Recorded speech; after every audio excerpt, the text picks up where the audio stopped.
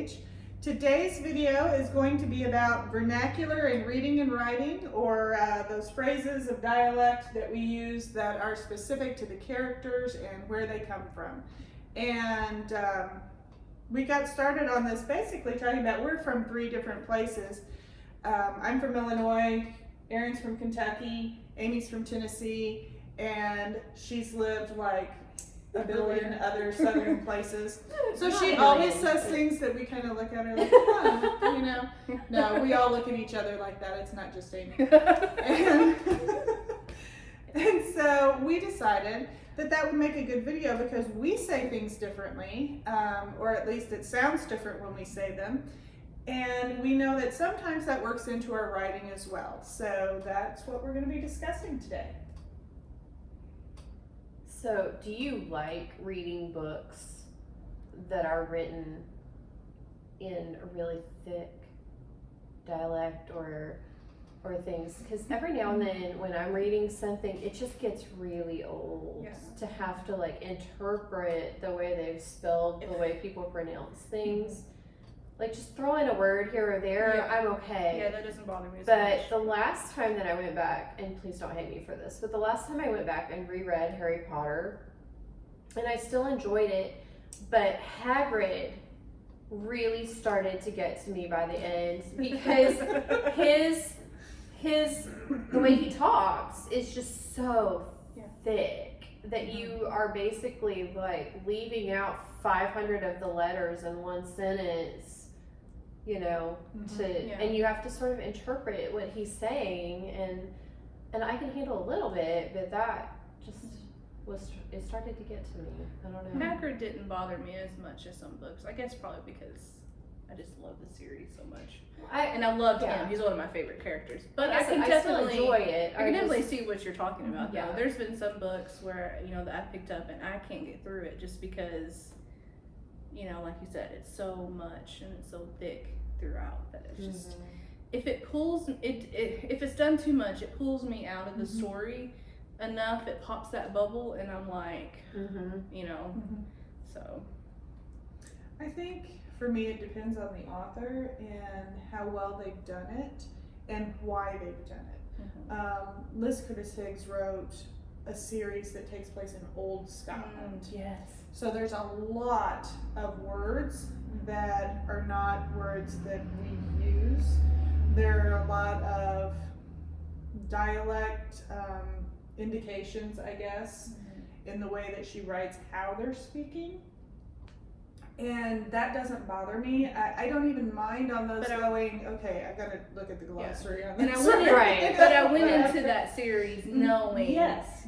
this is going to be like this. And I love Scottish books anyway. And she's a strong enough writer that she can carry it off like that. Yeah. If I read a book about, say, a valley girl, and it was written like that throughout, I'd have to step away. I wouldn't be able to finish it. I don't. You can't read like in every sentence. Like totally. No. No. Okay. No. I've noticed that I still use that word in my own talking, obviously way too much because my 6-year-old daughter has started using it a lot in her talking, and I just keep thinking, oh, I need to find a way to cut that out of my Well, it depends. I use like a lot, but my tone doesn't change when I'm using it. Yeah. It's an added word. It's like it's replacing that or something like that. But if you then add in the tone into your writing that would go with, say, the Valley Girl. Okay, I would find that annoying. That would be off-putting. I would have to step away. But done well, it can be heavy in the book, but that is few and far between, and you have to know you've got it to be able to do that. Yeah, right. Otherwise, I like a little bit here and there, but I don't want to pick up a book that says she fell in love with his Scottish brogue, and he speaks like he's from anywhere in the world, I want a little bit of it. I mean, I know what it sounds like, but just little hints here and there would be nice. Right. Yeah. I agree. So I read a book sometime in the last year that was set in College Station, Texas, which is where Texas A&M is. So it's a college town. I know a lot of people who have gone to school there because we used to live in Texas, and if you live in Texas, the two big schools are UT and A&M. And the way that she wrote this character talking, she used a lot of colloquialisms. So they were very countrified in the way she would express that things were going on, talking about donkeys and cows and fields and all sorts of things like that. And by the time I got to the end of the book, I thought, where is this supposed to be set?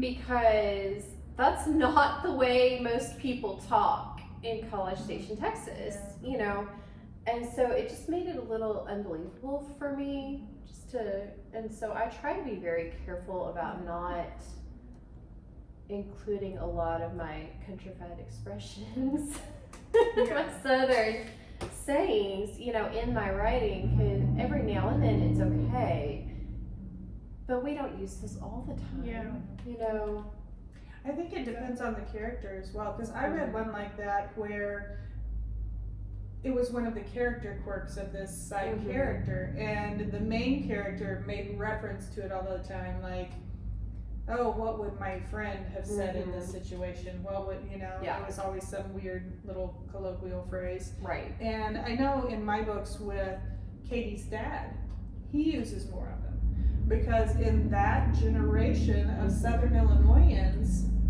you hear a lot of it. I didn't know what you called yourselves, Illinoisans. Is that how you would Are we say supposed to be Illinoisites? Illinois? Like every state is different, and every town is different. We're Illinoisans. I think. That's really it's interesting. She's making me question my I'm identity sorry. here. It's like in Arkansas, you're Arkansans, and Oklahoma, you're Oklahomans. Interesting. I never really thought about that. And We're Texas is Illinoisans. obviously Texans, and I'm a Tennessean now. But some states are ites. Interesting. What ones are ites? If you know which states are ites, be sure and let us know in the comments.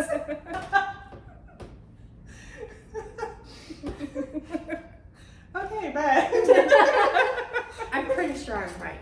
I'm pretty sure. Interesting. yes, we're Illinoisans. Okay. And the Southern Illinoisans of that particular age group will speak with those kind of colloquialisms a whole lot more than the current population. The current population right now is a lot of Southern Illinois University kids and things like that. So you really have to get into the outside of Carbondale, smaller towns to find that kind of colorful language.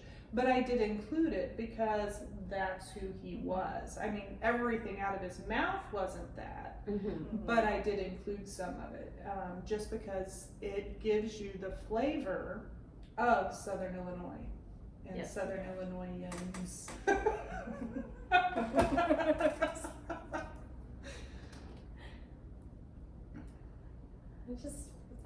I find it interesting. It is interesting.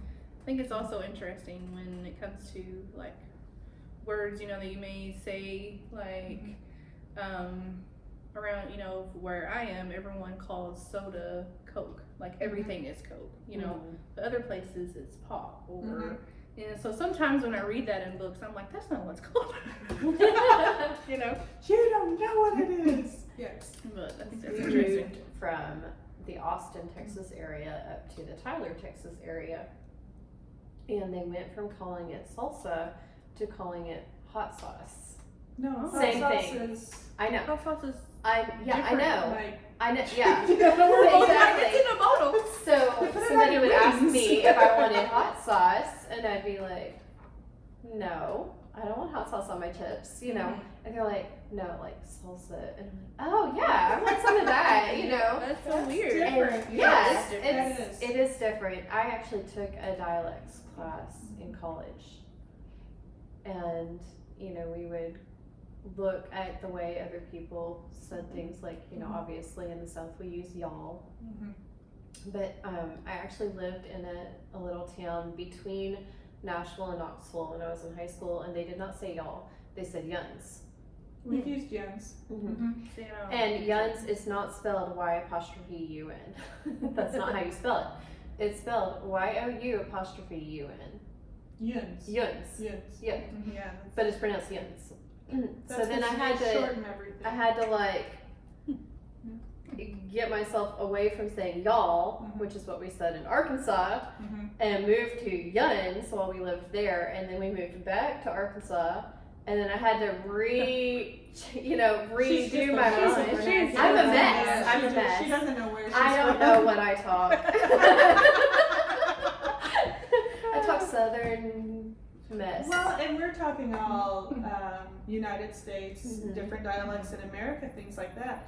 But with ebooks and things like that, we're getting a lot of reading from places, Australia, England, Scotland, Ireland, things like that, that you have different words there too. I was reading Carla Laureano's London Tides, and some of the words they use, it's like, I know what they mean because of the context. Yes. You know, taking your car to the car park or whatever. Putting But something in the my bonnet. mind, it's just like, putting it in the bonnet. Bonnet or boot? Which one is it? Oh no, you would put it in the boot because the bonnet is where the engine is. Okay. I was like, wait a minute, okay. But Yes. you know, you picture things like that, and for a Southern Illinoisan, if you're taking your car to the car park, it's like, I don't have a leash big enough for that, you know?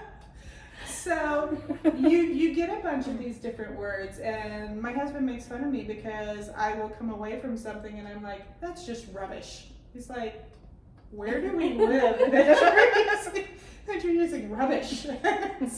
It's a good word. It's a good word. I like that You word. know? Have you picked up any words from either movies or books or things like that? I'm a binge watcher. So if I binge watch a TV show, I'll pick up whatever it is that they say. One thing that I say that my kids get kind of embarrassed about is I say "Oh my Lanta" a lot from Full House and then Fuller House because I love the shows. And so my kids are like, "Oh, Mom, no one says "Oh my Lanta." I'm like, when DJ does, I do. So end of discussion. You know. Do you also do the cut it No, out? I don't. Okay. No. But I do say "Oh my Lanta" a lot.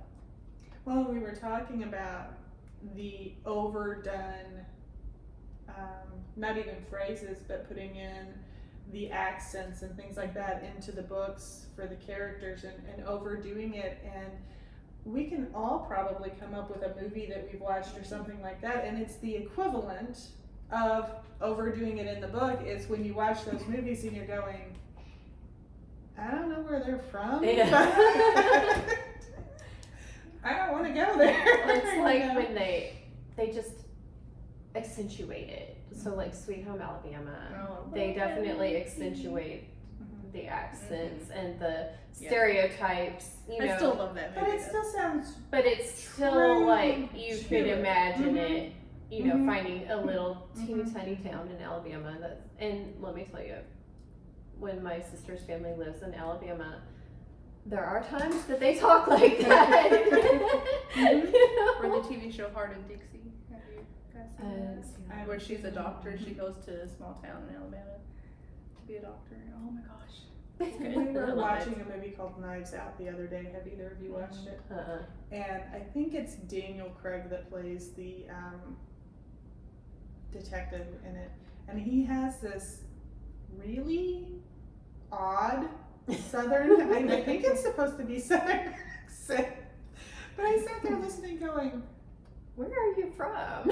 are you from England, Texas? what part of the country or world or parts are you pulling this from? Because it was just so, I don't even know if it was overdone. Mm-hmm. I can't help but think he was trying for this, but just pushed a little too far. And so you have things like that, and that's what it's like for a reader when there are too many references to it or blown out of proportion. Right. Because the one thing you do not want to do is pull your reader out of the story. Exactly. So you want to make sure. Yeah.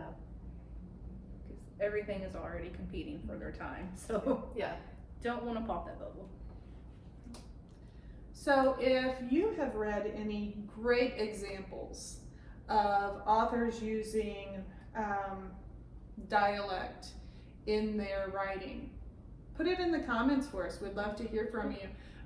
We don't want to turn it into a bash this author kind of thing. No, so let's don't not do put that. the bad Please ones don't. in there.